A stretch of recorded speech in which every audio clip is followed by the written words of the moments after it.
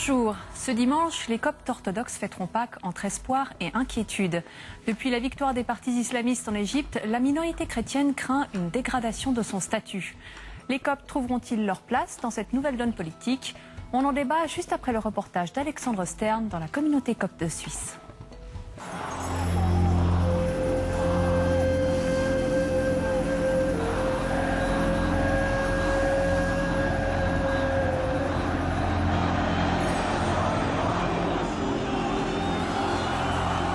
Pour moi, la chute de Moubarak, c'est le prix à payer pour ce qu'il a fait aux Coptes, en particulier, aux Égyptiens, en général.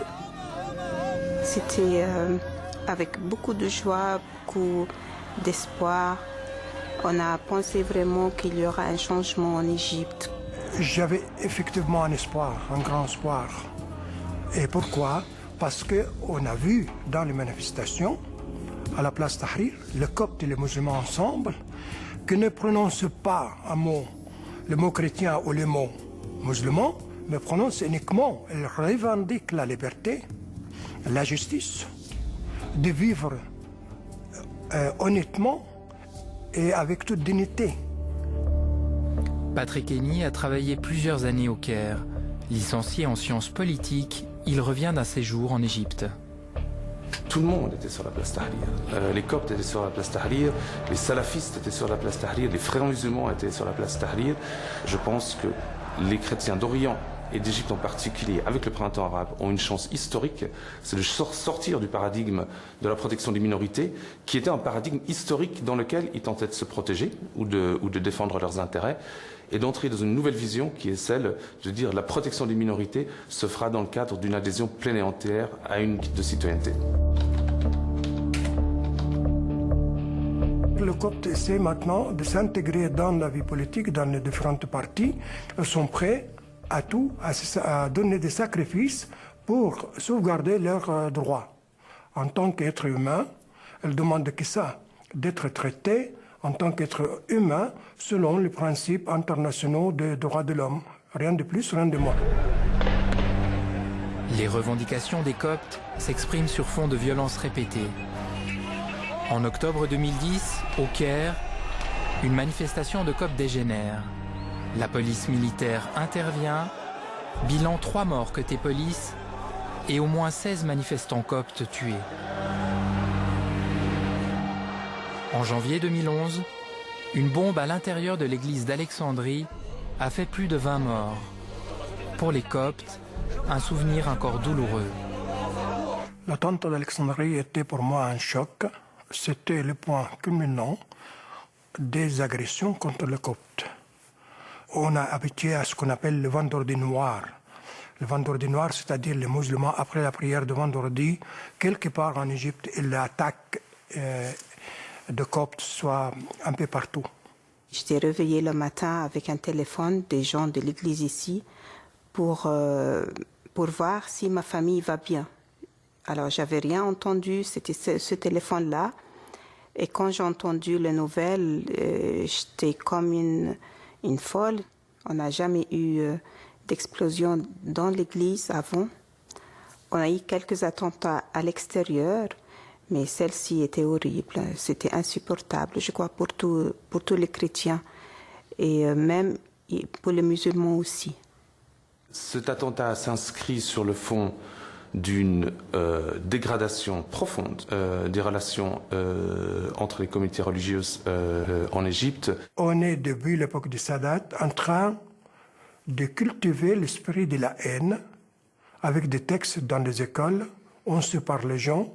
On dit aux élèves musulmans de ne pas s'adresser la parole aux élèves chrétiens.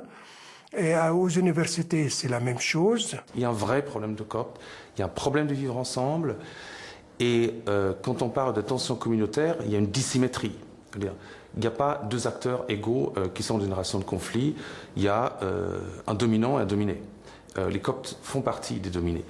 Les frères musulmans sont sur une ligne nationaliste claire, qui fait que la question du rapport aux chrétiens se vit de manière beaucoup plus apaisée que chez les salafistes. Le discours des salafistes est un discours très sectaire, un discours d'exclusion de toutes les formes de représentation et de discours et d'acteurs et de catégories de population qui ne sont pas dans la norme que voudraient les salafistes. Et la montée de ce courant-là, clairement, pose un problème pour les chrétiens en Égypte aujourd'hui. Les frères musulmans ont une stratégie à long terme, à longue haleine, pour arriver à leur but final, à savoir donc conquérir l'Égypte, les islamiser à 100%, mais lentement, au-delà évidemment de diriger le monde. Les salafistes sont plus pressés, n'ont pas vraiment longue haleine pour aller doucement. Ils veulent tout de suite appliquer, tout de suite islamiser. Et c'est ça la différence. Mais le but, c'est le même. Les députés de la nouvelle Assemblée du peuple viennent d'être élus. Les libéraux sont les grands perdants du scrutin. Les votations ont permis aux frères musulmans de rafler plus d'un tiers des sièges de députés. S'ils s'allient aux salafistes et aux groupuscules islamistes, ils auront la majorité au sein de cette toute nouvelle Assemblée. On est en train d'assister à une espèce de dialogue original entre les frères qui maintenant sont en place dans le Parlement et une société égyptienne toujours en pleine ébullition qui continue à mettre la pression avec toute une série de demandes. Et les Coptes ont une place à prendre là-dedans.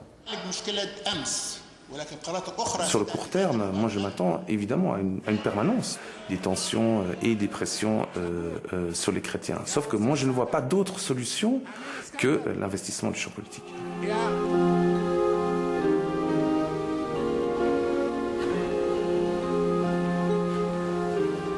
La prière nous donne la force à résister.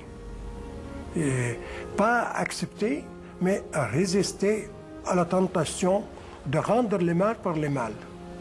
C'est la différence. La foi m'aide beaucoup.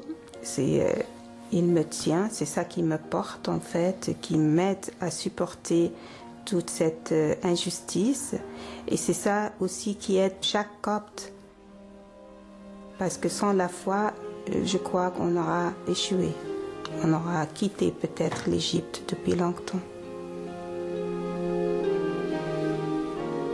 L'avenir est incertain parce que si le Parlement décide, puisque la majorité entre les mains des islamistes, salafistes, des frères musulmans et d'autres, d'appliquer la loi islamique à la règle, ce sera vraiment le grand exil pour le Copte vers l'étranger. Et en même temps, puisque l'Égypte quand même a un poids au Moyen-Orient, au Proche-Orient, c'est aussi l'avenir incertain pour le christianisme au Proche-Orient.